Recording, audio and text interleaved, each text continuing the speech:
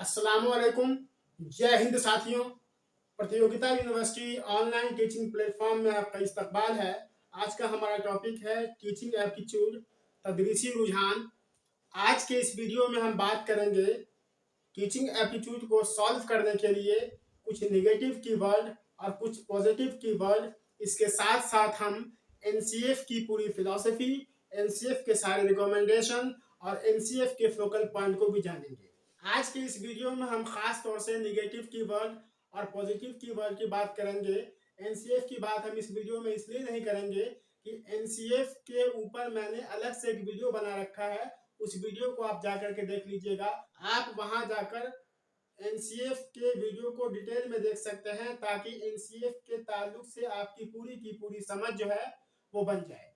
आप में से कुछ लोगों का ये कमेंट आ रहा था कि बोर्ड पर लिख करके समझाइए। मैं बोर्ड पर लिखने से थोड़ा इसलिए अभी बच रहा हूँ क्योंकि आपके एग्जामिनेशन का जो टाइम है वो बहुत कम है, इसलिए मैं बोर्ड पे पहले ही लिख ले रहा हूँ ताकि वीडियो लंबा नहीं हो सके और कम से कम वक्त में आपको ज़्यादा से ज़्यादा कंटेंट मैं पेश कर सकूँ, जिसकी वजह से मैं बोर्ड पे लिखने का काम कम करता हूँ और मेरी कोशिश रहती है कि ज़्यादा से ज़्यादा कंटेंट आप तक पहुँचा सकूँ।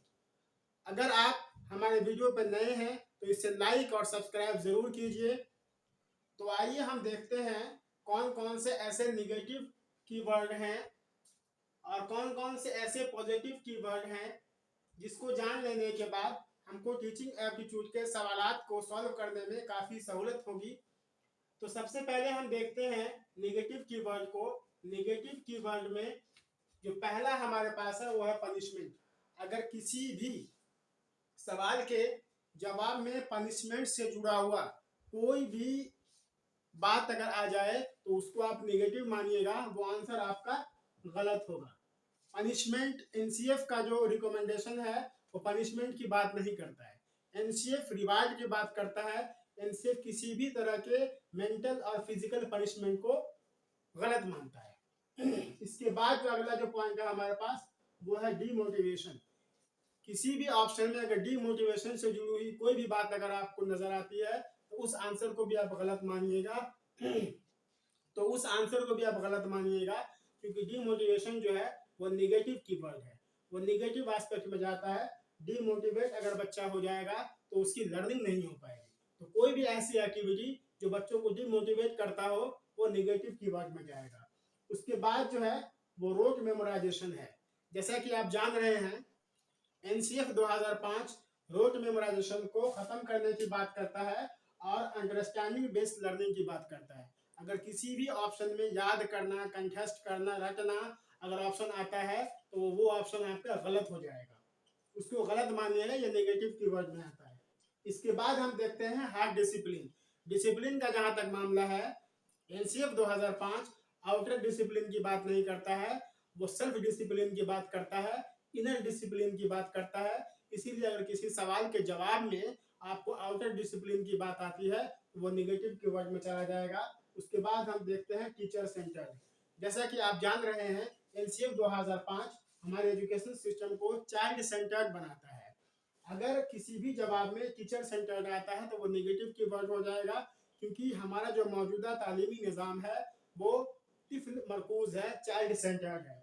उसी तरीके से टेक्स्ट बुक सेंटर की बात हम करते हैं। अगर किसी भी जवाब में टेक्स्ट बुक सेंटर आएगा ऑप्शन, वो भी निगेटिव कीवर्ड में हो जाएगा।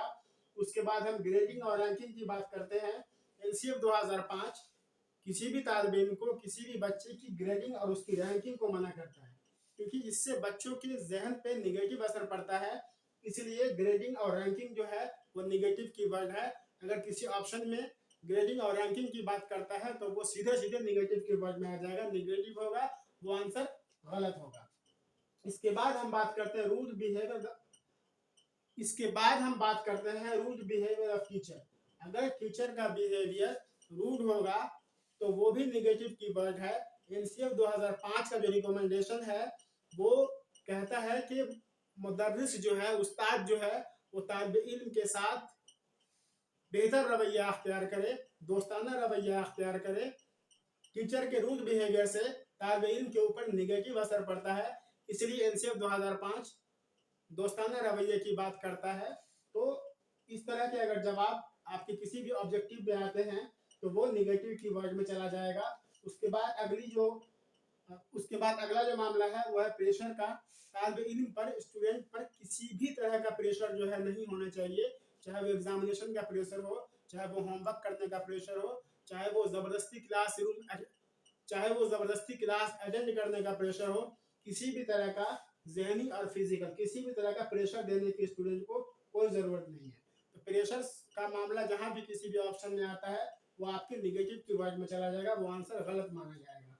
उसके बाद जो है इनएक्टिवनेस, अगर कहीं भी इनएक्टिवनेस की बात आती है बच्चों के ताल्लुक से, तो आप इनएक्टिवनेस को नेगेटिव कीवर्ड में लीजिएगा, वो आंसर आपका गलत माना जाएगा। उसके बाद नॉन कोऑपरेशन, बच्चों के अंदर कोऑपरेशन की भावना को डेवलप करना जो है वो ज़रूरी है, लेकिन जहाँ पर नॉन कोऑपरेशन का मामला आता है तो वो निगेटिव कीवर्ड में चला जाएगा। उसके बाद हम देखते हैं ब्लैंक पेपर। जनरली क्या होता है कि हम लोग बच्चों को ब्लैंक पेपर मानते हैं, कोरा कागज मानते हैं, एक ब्लैंक स्लेट मानते हैं, लेकिन एनसीएफ का कहना है कि कोई भी बच्चा कोरा कागज नहीं होता, ब्लैंक पेपर नहीं होता। वो बच्चा जब स्कूल में दाखिल होता है तो अपने घर से, अपने एनवायरनमेंट से, अपने समाज से कुछ न कुछ वो चीज़ें ले करके आता है, वो खाली स्लेट नहीं होता। तो अगर इस तरह का कोई मामला आता है तो वो निगेटिव कीवर्ड में चला जाएगा। उसके बाद कंपैरिजन की बात करते हैं। किसी भी जवाब में अगर बच्चों को कंपेयर करने की बात की गई हो तो वो भी नेगेटिव कीवर्ड में आता है। बच्चों को किसी भी लेवल पे एक बच्चे से दूसरे बच्चे को आप कंपेयर नहीं कर सकते। कंपेयर करना जो है वो नेगेटिव में आता है, उससे बच्चों के अंदर जो है एहसास कमतरी का मामला पैदा होता है। उसके बाद हम देखते हैं ओनली का। अगर किसी भी सवाल में ओनली अगर आ जाता है, सिर्फ आ जाता है, केवल आ जाता है, तो वो जवाब गलत माना जाता है। इसके बाद हम देखते हैं कुछ पॉजिटिव कीवर्ड को। पॉजिटिव कीवर्ड में जब हम देखते हैं तो पहला जो वर्ड है हमारे पास वो है रिवार्ड। एनसीएफ 2005 जो है वो पनिशमेंट को तरजीह नहीं देता, लेकिन रिवार्ड की बात करता है। हर छोटे छोटे एक्टिविटी पे बच्चों को रिवार्ड देने की बात कही गई है। रिवार्ड भी कई तरीके के हैं। उसके बाद जो है मोटिवेशन की बात है। एनसीएफ 2005 के रिकमेंडेशन के मुताबिक बच्चों को मोटिवेट करना चाहिए, हर तरीके से मोटिवेट करना चाहिए। अगर किसी भी जवाब में रिवार्ड की बात, मोटिवेशन की बात आती है तो वो जवाब सही माना जाता है, पॉजिटिव कीवर्ड माने जाते हैं वो। उसके बाद एक्टिवनेस है। कहीं भी बच्चों के एक्टिवनेस की बात आती है किसी भी सवाल के जवाब में तो वो दुरुस्त माना जाएगा, बेहतर माना जाएगा। बच्चों का एक्टिव होना एनसीएफ के पॉइंट ऑफ व्यू से बहुत ही पॉजिटिव सिग्नल है, तो वो पॉजिटिव कीवर्ड में आ जाएगा। उसके बाद कोऑपरेशन है। एनसीएफ 2005 बच्चों के सोशलाइजेशन की बात करता है, कोऑपरेशन की भावना पैदा करने की बात करता है। तो जहां भी कोऑपरेशन का मामला आता है वो पॉजिटिव कीवर्ड में चला जाएगा, वो सही आंसर होगा। उसके बाद चाइल्ड सेंटर्ड की बात करते हैं। जैसा कि आप सभी को पता है कि हमारा मौजूदा तालीमी निज़ाम जो है वो चाइल्ड सेंटर्ड है, तिफ़्ल मरकूज़ है। तिफ़्ल मरकूज़ में क्या होता है कि एजुकेशन सिस्टम का सारा जो फंक्शन है वो तालिब इल्म पर मरकूज़ होता है, स्टूडेंट पर केंद्रित होता है, मरकूज़ होता है। तो वो सारे काम जो स्टूडेंट के वेलफेयर के लिए हो सकता है वो सारे काम चाइल्ड सेंटर के अंदर आते हैं। चाइल्ड सेंटर जैसे ही हमने कहा वैसे ही इसमें टीचर की सहूलियत ख़त्म हो जाती है। सारा का सारा फोकस जो होता है चाइल्ड सेंटर में वो तालिब इल्म होता है। उसके बाद हम देखते हैं इंक्लूसिव एजुकेशन की या इंक्लूसिव क्लासरूम की। एनसीएफ 2005 इंक्लूजन की बात करता है, समावेशन की बात करता है। वो क्लासरूम को भी इंक्लूसिव बनाने की बात करता है, वो पूरी सोसाइटी को इंक्लूसिव बनाने की बात करता है। अगर कहीं भी इंक्लूसिव क्लासरूम या इंक्लूसिव एजुकेशन की बात आती है या इंक्लूजन की बात आती है किसी भी आंसर में तो उसको सही माना जाएगा, वो पॉजिटिव कीवर्ड में आता है। इसके बाद आता है एक्टिविटी या एक्टिविटी बेस्ड लर्निंग।